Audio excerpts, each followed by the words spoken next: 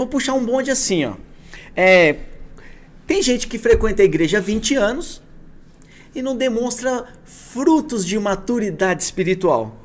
Tem gente que nem frequenta a igreja, mas se parece mais com Cristo.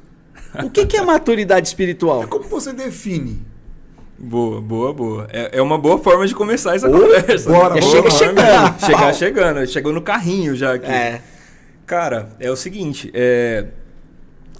maturidade espiritual não tá linkado ao tempo que você tem. Não é longevidade espiritual, é maturidade espiritual. Então eu conheço cristãos com 50, 60 anos que não são maduros espiritualmente.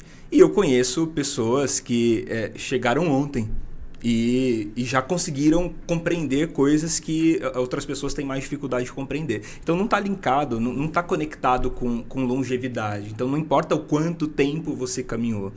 É claro que maturidade é uma coisa que é construída, né? Você vai passo a passo evoluindo, compreendendo e aprendendo.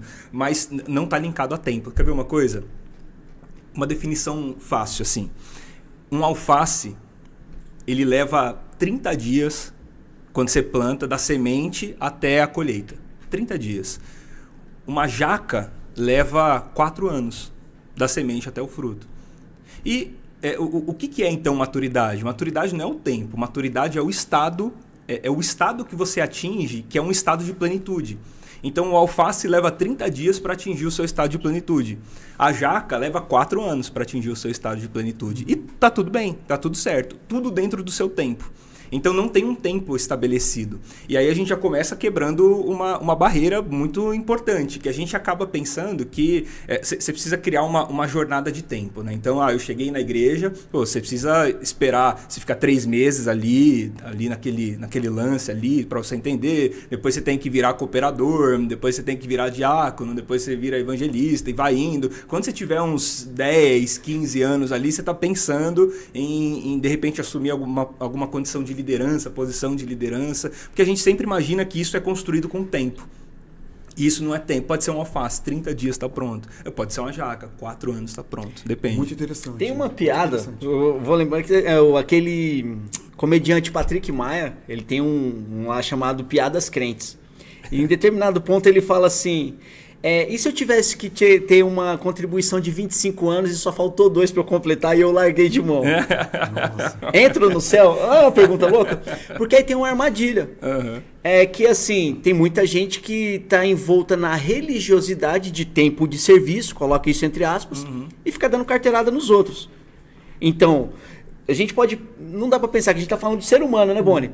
Não dá para falar que o alface é a jaca com o ser humano. Pensando em ser humano, essa jornada tem um tempo pra gente... Deixa eu formular isso melhor. Os discípulos estavam com Jesus 3 anos. E mesmo após os 3 anos, eles não estavam prontos. Sim.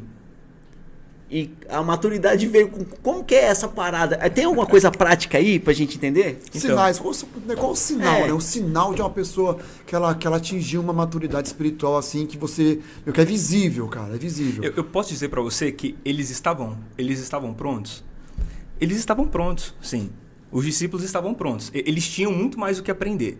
Porque nós nunca vamos alcançar um estado em que você não tem mais oportunidades de melhoria. Um estado que você chegou ali e fala, agora eu alcancei, assim, já era. Você não vai alcançar isso. Então, os discípulos estavam prontos desde o primeiro momento que Jesus falou para eles, vinde após mim, e eles disseram sim. A partir daquele momento, você já está pronto. Só que ali você vai iniciar uma jornada e você vai caminhando dia após dia. E dia após dia, você vai abrindo mão de coisas e acrescentando outras coisas. Então, quer dizer, Rodrigo, que não é só... Eu vou falar, hein? Eu vou falar. Então quer dizer que não quer dizer o cara ali ser batizado em línguas e começar ali toda hora. Opa, puxou bem. Está falando em línguas. Se eu falar com você e canta labachúria e toda hora canta labachúria e alguma coisa assim. Então isso, ou chupa bala isso house. É maturidade espiritual? Não. Revelar toda hora é maturidade espiritual? Não. Está relacionado ao quê, então? Eu lembro... Eu vou falar. Bem lá atrás, eu estava fazendo uma aula, no tempo da graduação, isso foi lá em 2006, 2007 mais ou menos, eu estava fazendo uma aula com o professor Ari, era uma aula de louvor e adoração. E eu lembro que ele chegou na sala de aula com 2 latas de Neston na mão. E todo mundo achou estranho. E aí ele pegou uma lata e soltou no chão. Aquela lata pão, pão, pão, pão, pão, pão, bateu, ficou alguns segundos fazendo barulho. E a segunda lata ele soltou e ela caiu no chão e fez pá. Aí ele falou assim, qual que é a diferença? Falou, tinha uma lata cheia e uma lata vazia. A lata vazia fez mais barulho que a lata cheia. E ele foi contando pra gente uma parábola, ele foi construindo alguma coisa em relação a isso. E o que ele foi construindo, a ideia é o seguinte, a partir do momento em que você precisa se esforçar para mostrar o que você é, significa que necessariamente talvez você não seja. Caraca. Se você precisa mostrar, talvez você não seja. Legal. Então, ser não é uma coisa que eu preciso te mostrar, eu sou. Eu não me esforço para mostrar para você quem eu sou. O que eu sou naturalmente é percebido. Eu só coloco esforço para te mostrar o que eu não sou. Então eu quero aparentar aqui algo que eu não sou. Então isso é muito desgastante, eu tenho que colocar uma força muito grande. Agora, se eu quiser mostrar aqui como eu sou naturalmente, é descer uma ladeira. É só você soltar. É soltar a melancia da ladeira. Vai descer sozinho. É natural. Nossa, é como se fosse uma busca por aceitação. É uma busca por aceitação e mais, né? Não é nem uma busca por aceitação. É quase que uma ética de inclusão. Nós criamos ao redor da gente, do sistema igreja, nós criamos uma ideia de quem é o crente maduro. E a gente tem um estereótipo ali de quem ele é. Então, quando a gente chega e a gente percebe quem é o crente maduro, quem é o crente que a gente respeita, então nós vamos começar a nos esforçar para tentarmos ser aquilo que estão dizendo que a gente tem que ser. Se adequar. Se adequar. E aí você perde a originalidade do nome que Deus te deu, e esse é o problema. Quem é você? Então, eu não preciso ser quem as pessoas querem que eu seja. Eu não estou ali para preencher uma lacuna organizacional. Eu estou ali porque existe um nome que Deus me deu. Uma identidade que é minha. E Deus me deu isso. E agora todo o meu trabalho é conseguir compreender. Essa é a plenitude que a gente está falando. É conseguir compreender quem eu sou em Deus para que eu seja exatamente essa pessoa. E isso é um processo natural. Não requer esforço. É um processo natural. Acontece. Naturalmente acontece. Vai acontecendo. É a melancia descendo a ladeira. Agora, se você quiser ser aquilo que dizem que você tem que ser, aquele estereótipo que foi criado, então isso vai dar muito esforço. Por isso você vai ver muita gente dizendo assim que é tão difícil ser crente. É difícil ser crente se de repente você não for.